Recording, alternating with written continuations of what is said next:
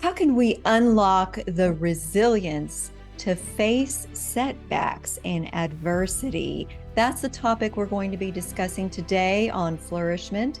I'm your host, Tina Yeager. And today I have a wonderful guest. I'm so delighted to meet her.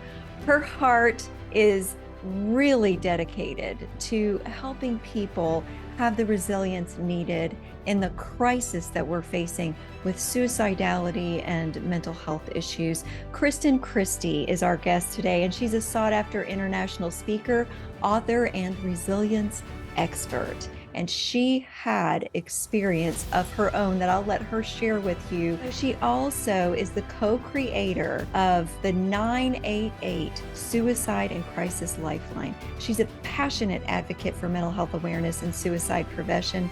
Welcome, Kristen. I am so honored to have you on the show today. Thank you, Tina. It's my honor. Thanks for the opportunity. In the second half of our conversation with Kristen Christy, I do want to get into some practical moments where we talk about what are the things not to say and how you do show up when you have someone in your life or in your community that appears to be off, as you were saying in the first half of our conversation, and needs support. It's hard. We had talked about that fear and being uncomfortable, and going up to people is sometimes uncomfortable. We say it's sometimes a hard conversation to have. It's just an untrained conversation. And when we can get in that comfort zone to be with people and understand that we don't have to fix it, we don't have to say anything, but you show up. In the first portion, I had talked about every person. I remember every person 16 years ago who showed up in my living room, in my kitchen. I can close my eyes and go back into that situation. I had a number of conversations that night. I don't remember all but two. My first conversation that I remember is a friend from church came up and she gave me a hug and she said, "Kristen, he's in a better place." And in the rawness of that moment, it had been an hour and a half since we had been notified of his death. In the rawness of that moment, I snapped and said, "Why isn't the better place at home with his family?" I know her intent, right? We all know that intent, and maybe we've said it. I've probably said it before too. Trying to bring comfort. The other conversation I had was 20 minutes later. A friend came up, gave me a hug, and said, "Kristen, I have no words for you, but I'm here." Now, Tina, when you are in the throes of a 10 out of 10 on the pain scale, which would you rather hear from someone? That second one, right? They didn't have the words. They acknowledged. We don't have the words to fix it, and it's okay.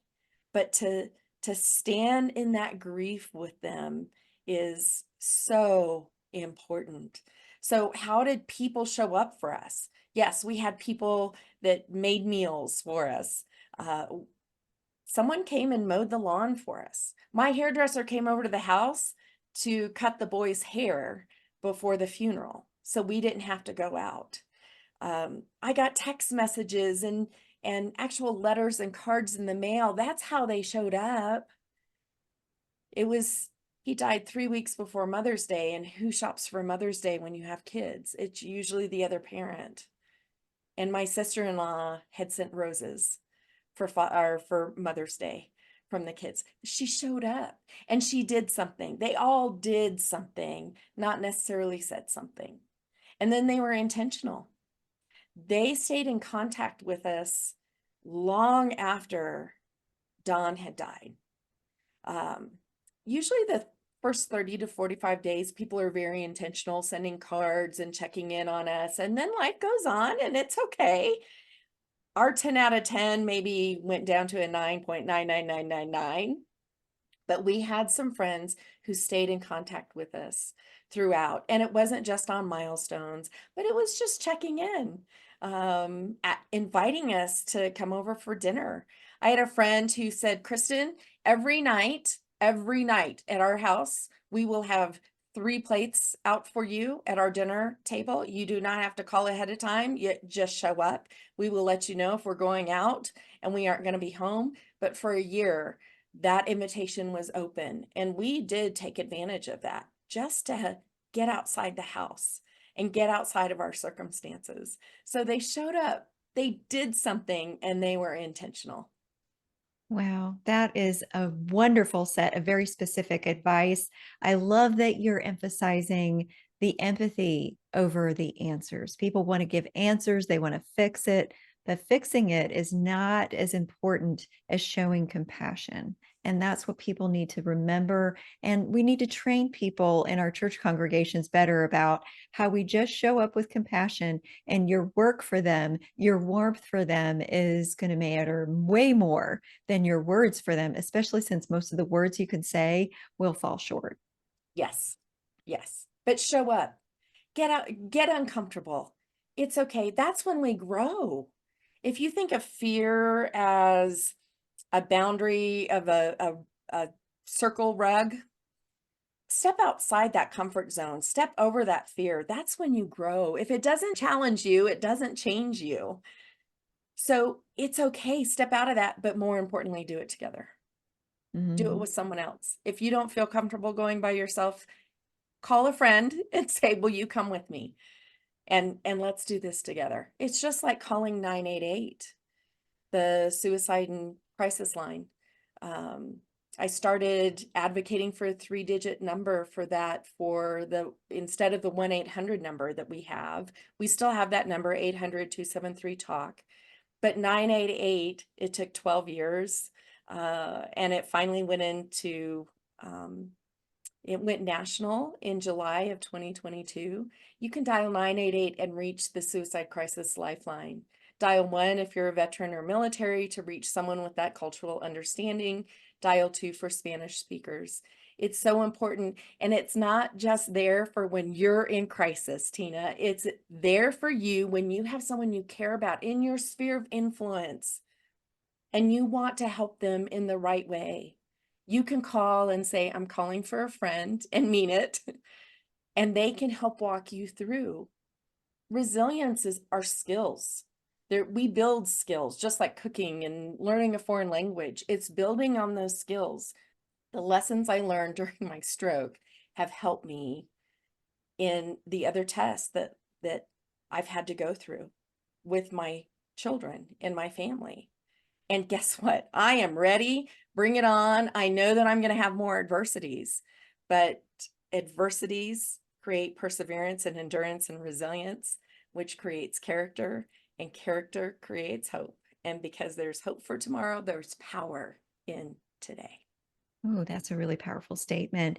Are there any specific practical tips that you want to offer to someone who needs to develop resilience in that time of crisis? It seems so impossible for someone who's struggling. I think you've covered the one that says reach out. But for those who don't know anyone to reach out to, maybe the hotline would be where they would begin by reaching out. We can expect that those will be well trained professionals that know how to respond with empathy in specific situations for you. But what would be something else that would help someone develop resilience in the face of adversity? Maybe they're not at the point of committing suicide, but they do feel overwhelmed and they can't move forward. And moving forward is so important. That's why I created National Resilience Day, and it's on March 4th, because we march forth and conquer our insecurities and our disappointments and our self-limiting beliefs and our adversities, and we march forth together. So some practical lessons and things that people can do to help learn resilience skills. I recommend they learn them with the little things, not it's being prepared, if you will. Every day we have little adversities. We call them the little A's. Suicide, a loss, maybe a big A. So what can you do when someone cuts you off on the, as you're driving, Or I remember one time I was going to an interview for a job and my pantyhose, I got a huge run in my pantyhose. And of course, I was getting all upset and getting stressed about it. Those are little things when you look back on them. And it's how do you overcome those little things? And I think it's a mindset change. So I talk in acronyms again as a military spouse, and I'm writing a book. Eventually, it'll come out on acronyms, but mindset change. So the word no, we hear the answer no a lot. Maybe we give it a lot. But what did we do, Tina, when we were kids and we asked one parent for something and the answer was no? We went to the other parent or the other adult in the household, right? We found the next opportunity. No stands for next opportunity. When you get no for an answer, yes, it may be a gut punch or a sting or a heart sting, but just think about the next opportunity that's out there for you. God wants what's best for us. He knows the plans that He has for us. And that no just gives us the opportunity to find another avenue. When I had my stroke, I found new avenues for my talents. Find new avenues for your talents. Now, I will say no does have a caveat. No means no when it comes to your body. But when you get the answer no in a career move or anything like that, think about next opportunity and look forward to what does that mean? What does that look like? Because God wants what's best for us. I know that you have so much more wealth to offer in terms of wisdom and support.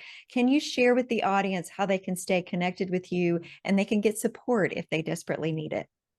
Yes, I think support is so important. My friends call me an emotional support human without the vest, and I do shed a little bit. But I want to stand next to people. And if I don't have the answers, I have a wealth of information and I can point them in the right direction. And I'm not afraid to ask for help for other people as well. My website is KristenChristyCares.com.